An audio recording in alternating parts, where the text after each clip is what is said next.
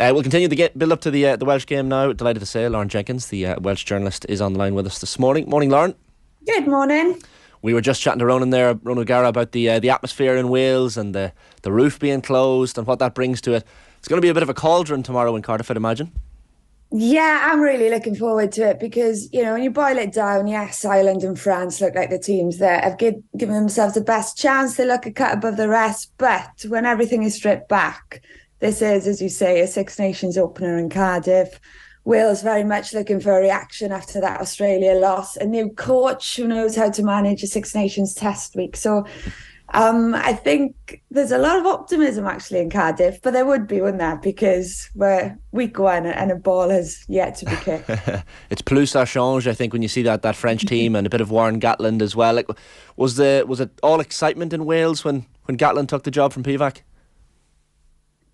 Yeah, well, I think, you look at Pivac's record, and I think he himself knew that after that Georgia loss, a change was inevitable. I think this week I'm hearing it's a very happy camp. We can talk about the reaction of the fans and the mood amongst the supporters, but I think that's very much replicated in camp with the players. I think clarity is the main word I'm hearing, which we knew would be the case with Gatland. He'd bring everything back and just make sure he had some very clear, strong, simple messages. The players know their role. I'm hearing Alex King is a coach that's very much likes the players' feedback, likes getting them involved as much as possible. So, look, we'll see. The proof will be in the pudding, won't it, tomorrow afternoon.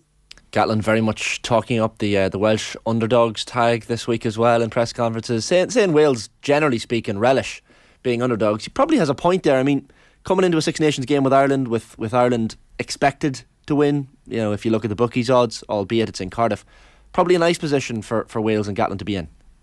Yeah, and he's also gone back to his tried and tested. So it's a pretty familiar position to him. He'll be walking through his Gatland gates tomorrow with knowing he'll have George North, Justin Tipuric, Dan Biggar, Ken Owens, Alun Jones, even players like Scott Baldwin he's brought back on the bench. So he's got a lot of experience there, and players he know. I mean, he said, I think in his Telegraph comment yesterday, basically repeated the same quote he'd said in 2019, is I asked these players to run through a brick wall for me, and then they turn around and say, okay, what do you want me to do the other side, right? So there's a lot of belief there amongst the players. And I think, from what I'm hearing and I guess from what I've been churning out all week is we think we know how the game's going to go. It's going to be a very abrasive, attritional approach from Wales. You look back at recent matches via Ireland, they've made more tackles via Ireland than they have against any other team, right? 2021, 245 tackles, Tipuric with 29. Even back to 2015, it was 250 tackles, Chattrace back then making 31. So,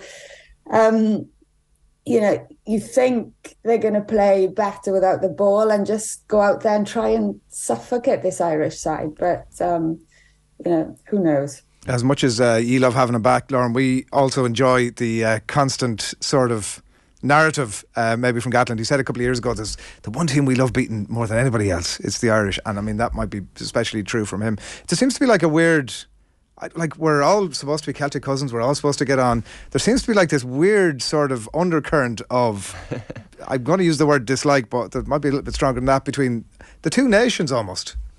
Yeah, that it's not just between the two nations, it's probably quite personal, isn't it? I mean, the way Gatland left that job in Ireland, but yeah, look, I think history, also recent record. I was quite surprised to be reminded at the start of the tournament that Wales had won the last 4 in Cardiff against Ireland, because in recent memories, particularly under Pivac, you're thinking of quite convincing Irish victories. So that will certainly count for something. And yeah, look, it's the first match, and how many times have we used the word momentum so far this week, right? It's a cliche, but it's true. And, if Wales somehow manage to grind out a victory tomorrow, then they're away in Scotland. They've only got, they've got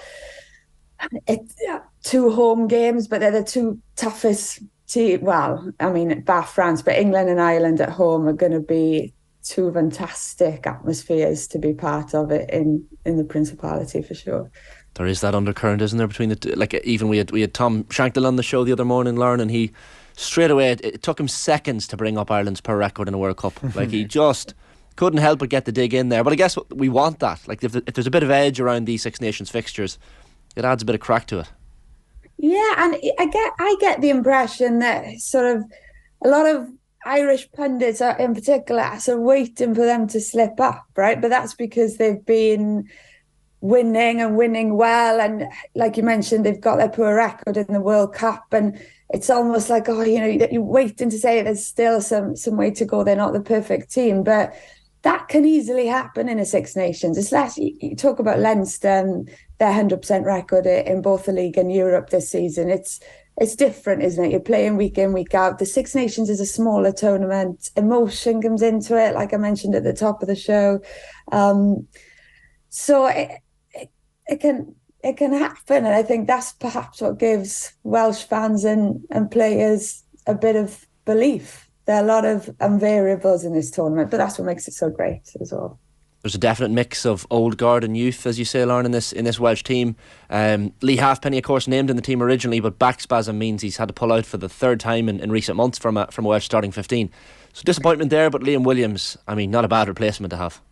Yeah, I was asked yesterday, you know, what do you make of it? And I'm sort of indifferent about it, because ultimately you got a player with 81 caps replacing a player who has 97 caps, and they're both different fullbacks, but they're both class in their own right. I think there is a concern that Liam Williams has only played 180 minutes of rugby this season, so it's a tall order for him. But I think I'm just more disappointed for Halfpenny on a personal level. You know, 97 caps, a player who's so deserving of getting to his 100, and I'm sure he will. But the third time he's pulled out of the starting 15 since, well, in a few months. It happened twice to him in the autumn. So, yeah, just hoping it's a back spasm he can get over pretty quickly. But, yeah, you say there's a balance of youth and experience. I mean, there's only 3 players in the starting 15 who are under the age of 27, Rio Dyer, right, Jack Morgan and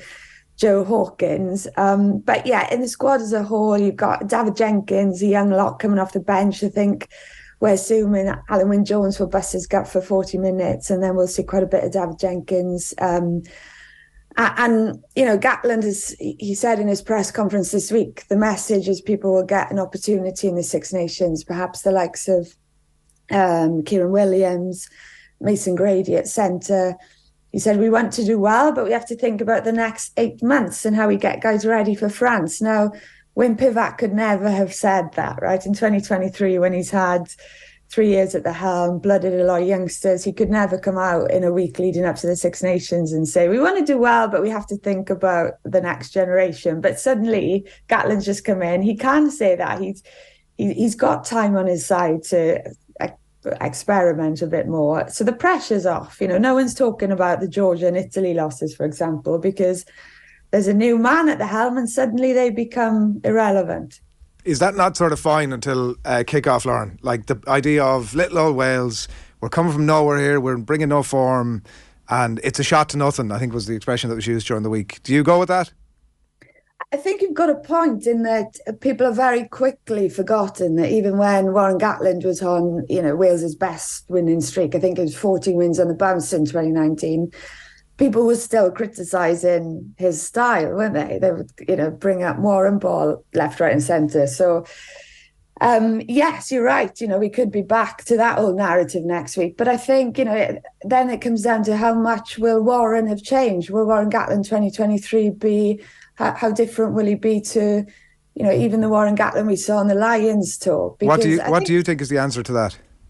Well, I think it's how much time has he got on his side. I don't know whether we'll necessarily see it in game 1 or 2, but he's a smart coach, and I think wouldn't he love it more than anyone if he, you know, could come out and do something or find just, you know, a way or two to unlock the Irish defence. He'd be sitting there thinking, well, you know, you've all been bringing up the phrase Warren ball for the last however many years, and look at me now showing you something different. So it's just, well, you know, whether he's got enough time, is how much Alex King brings to the attack. I was actually quite disappointed that he wanted Howley, because for me that was just going back to that. I wanted to see a fresh voice, but I wanted Warren Gatland to want a fresh voice. Yes, we've got Alex King. We've got to remember it's him and Forshaw that are spending the most time on the park with these players. So yeah,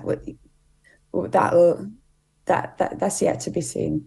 Finally, Lauren, give us your prediction. I mean, we need something from you here to stick on the Irish dressing room wall, something to rile up the players. Tell us by how many points you're going to beat us by. Oh, well, yeah. I said on our own podcast yesterday, I'm going for a Wales. I've got one big Wales upset, so why not tomorrow? So I'm going to say Wales by 5. Wales by 5. That'll do for the dressing room wall, Lauren. We'll send that on to Andy Farrell and the lads. Thanks a million. Thank you very much. Cheers, Lauren. Lauren Jenkins.